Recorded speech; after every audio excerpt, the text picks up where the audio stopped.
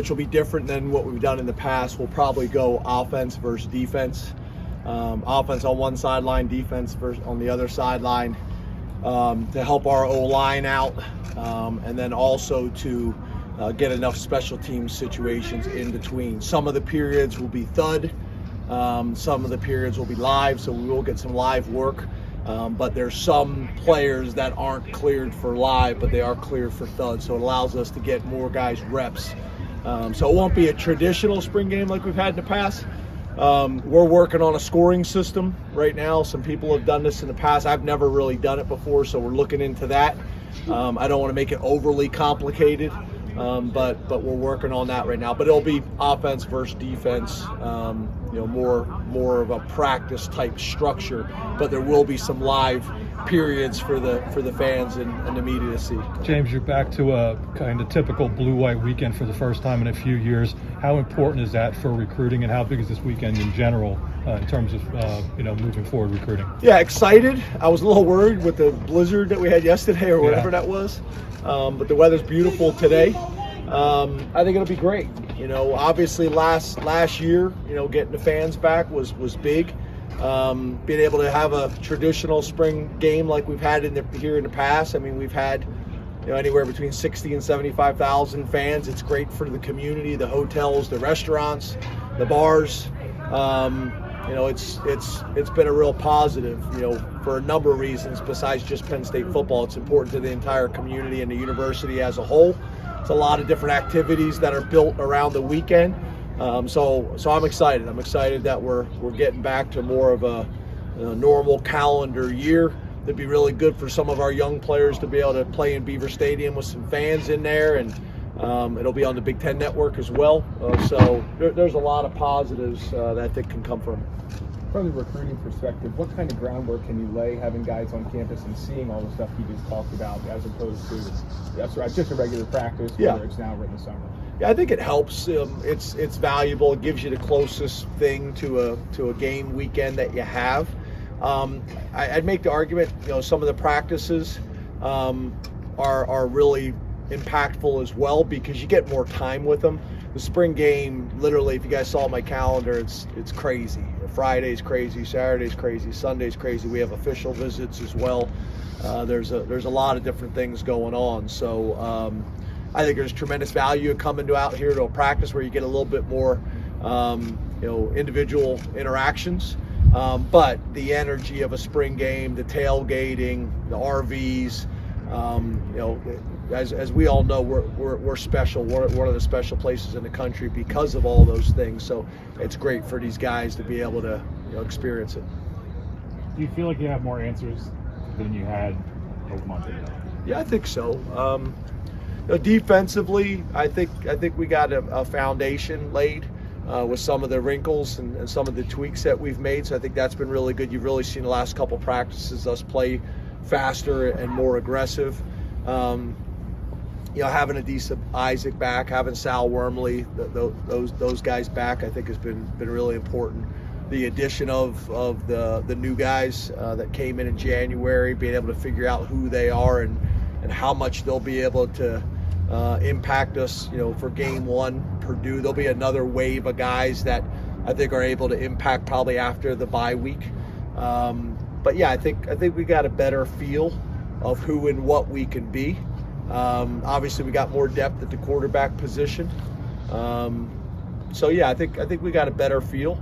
We got some guys that were unavailable last year for a number of reasons, and those guys are trending in the right direction, and hopefully they'll be back as well. So yeah, I think we got more answers. There's still going to be a lot of answers and a lot of work to be done before the first game, but obviously we know more than we did before. James, yesterday Kevon Lee talked about a really motivated running back unit and the message that Jay One-Sider delivered this offseason. How do you think they've responded to the adversity coming out of 2021? Well, yeah, obviously, first of all, we didn't have the production that we wanted, and it's not just on them. There was a number of factors for that. But then on top of that, you bring in two talented, high school players. that are competing at a pretty high level right now. That's impacted it as well. So I think everybody is feeling the heat and the competitive juices, which I think is great. I think we're a program that embraces the competition, and I think that's tested, more than ever in college football right now, because you see a lot of programs and you see a lot of kids that are taking the easy way out. I'm not saying all kids are doing that, but some guys are. They're avoiding competition, and so far I've been pleased with how we've embraced it. James, you mentioned guys trending, I guess, coming back. How's PJ's rehabilitation been this spring, and where's he at right now? Really good. He's excited. He's with the training staff for most of the practice, and then he's with the strength staff for most of the practice, except for the team periods. Then he's out there supporting and coaching his teammates. But really good. He's excited. He sent me a video the other day of him running. He's gotten the new knee brace that he really likes as well. So I think, from everybody I've talked to, including PJ, I think he's a little bit ahead of schedule. But I also think we're taking a fairly conservative approach, knowing that, he's played a lot of football for us, and most importantly, we got to have him ready, for Purdue and for the season.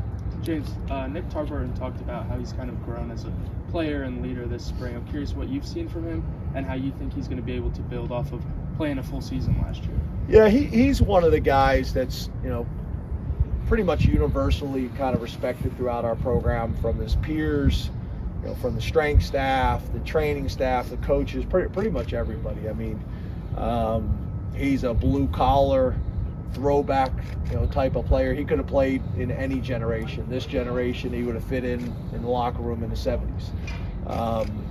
He's that type of guy. So we love him. He's kind of, we talk about kind of keystone guys in our program.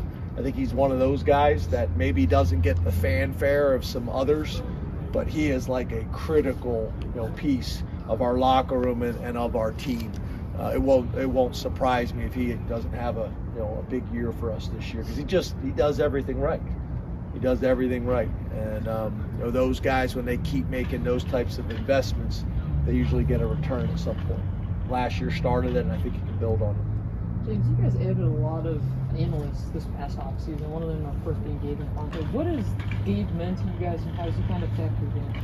Yeah, we really didn't add a lot of analysts. The analyst positions usually turn over because they're guys that are looking for full-time work. I think we may have added 2, but yeah, different people in the building, because you hope those guys are able to either get a full-time job at Penn State, or they're able to go get a full-time job back in the NFL or college, which is typically the situation. But yeah, I think it's, we're always keeping our eyes open for that.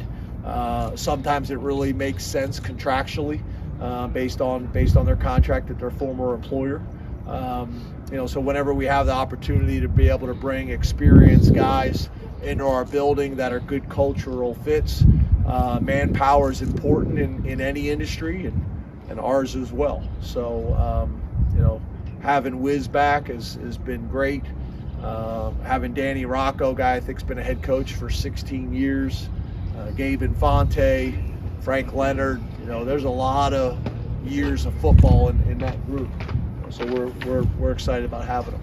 How can you assess the excuse me, I ate a bug. How do you assess the quarterback competition at this point? Obviously, no coach has ever benefited from saying there isn't a competition. Yep. But obviously, Sean is sort of the leader in the clubhouse experience-wise. But when you have that depth, how do you balance what you have with what you're not sure what you have yet?